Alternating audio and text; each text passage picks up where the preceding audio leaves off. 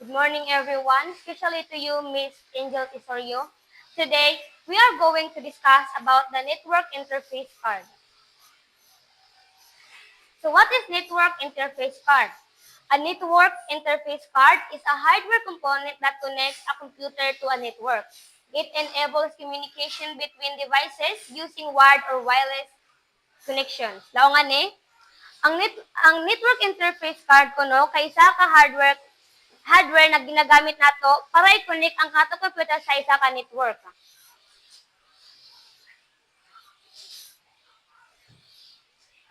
So type of NIC or network interface card. First is based on connection type. Wired wired NIC, kagamit iniyaan ng mga Ethernet cables parehas ng RJ45. Common ini kato kaya may pagagamit nato doon gahim kita ng peer-to-peer connections amin ang ginagamit na naman one day ni kato super ka common.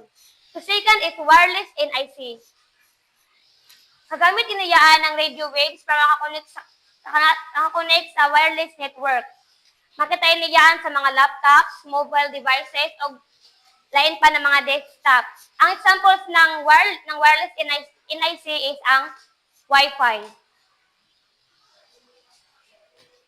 Number 2 is based on interface type. One is PCI or PCIe NIC, installed inside desktop servers via a PCI slot on the motherboard. Yakabutang ko na iniyaan sa sod ng desktop or server sa pamamagitan ko ng PCI slot sa motherboard. Second is USB NIC, a plug and play adapter connected via port. Isa ko nila ang ka-plug and play adapter na ikan mo ko na isaksak sa USB port sa isa ka computer. Sa likod yan ng system unit.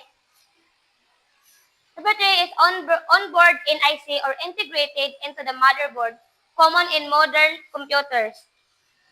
Sa motherboard ko, no, ang built-in ko na sa motherboard na karaniwan sa mga modern na mga computer. The last type is based on speed and technology. Fast Ethernet or NIC naroy 10/100 Mbps. Karaan din na teknolohiya karaan da ko na teknolohiya na aroy mabagal na bilis ng mabagal na bilis ng technology. Kaduha is Gigabit Ethernet NIC. Isa ka 1 Gbps. Standard for modern networks.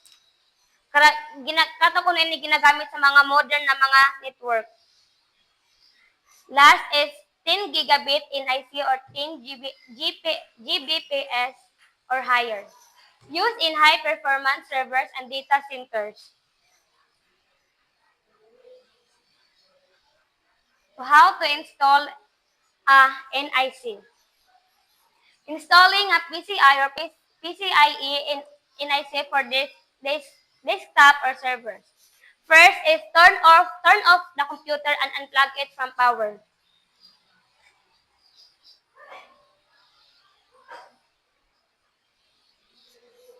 Kato ko na i-off ang kato mga computer o kato ko no tanggalon i-unplug na ko no yaan sa power.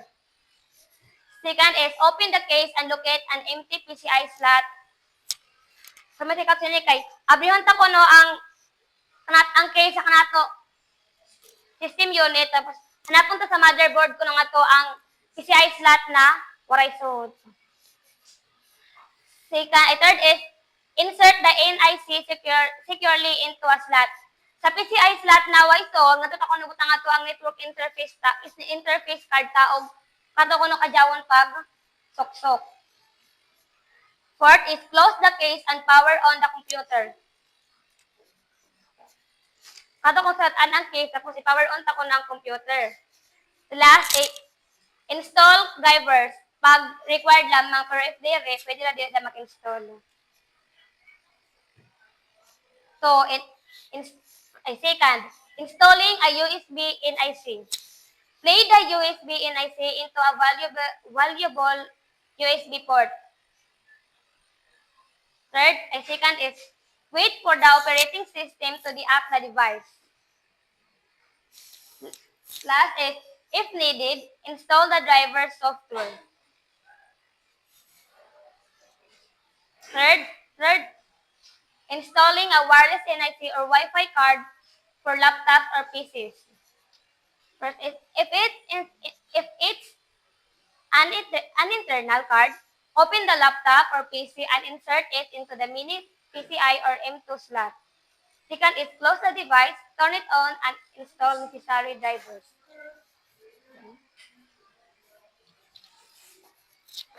How to configure NIC for Windows. Open Network and Sharing Center. Hanapon mo kuno ang Open Network and Sharing Center sa control panel. Ito. Change Adapter Setting. I-click kuno ang Change Adapter Setting sa kaliwang bahagi. Number 3. Select the NIC.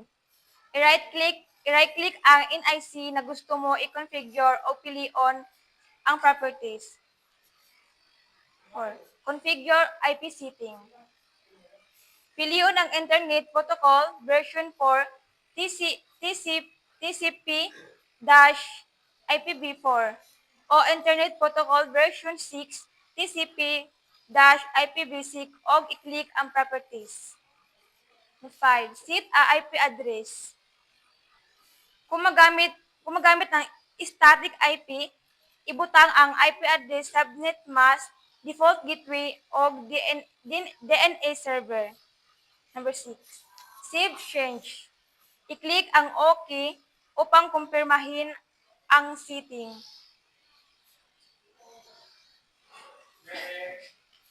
For Linux, edit network sharing file.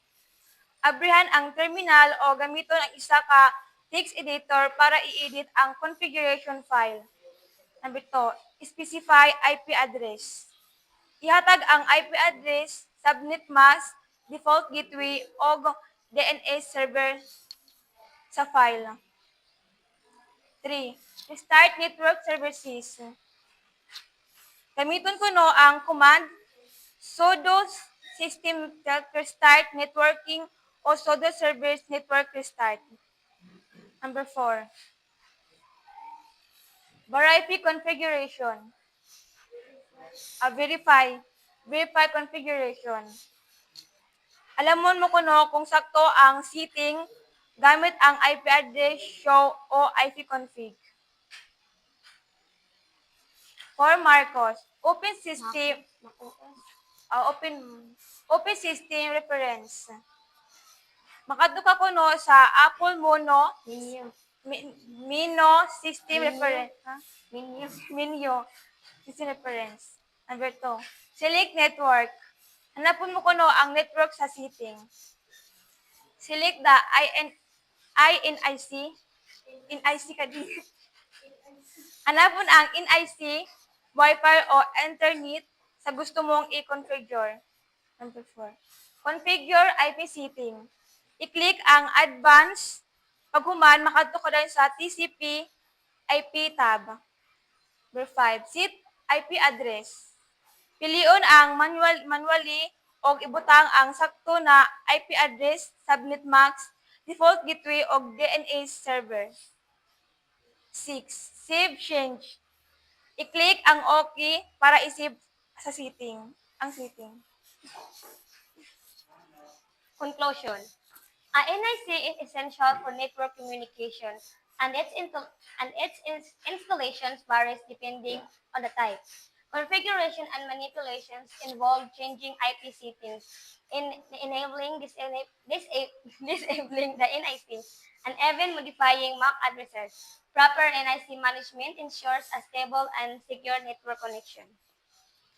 Ang NIC kuno kay isa kuno ka-importante na bahagi ng isa ka computer para makakonekta sa isa ka network, maging wired man or wireless. Ang sakto na pagpili ng network interface card o sakto na pag-install kay makatabang para mas fast-fast o para mas faster ang connection sa internet or local network.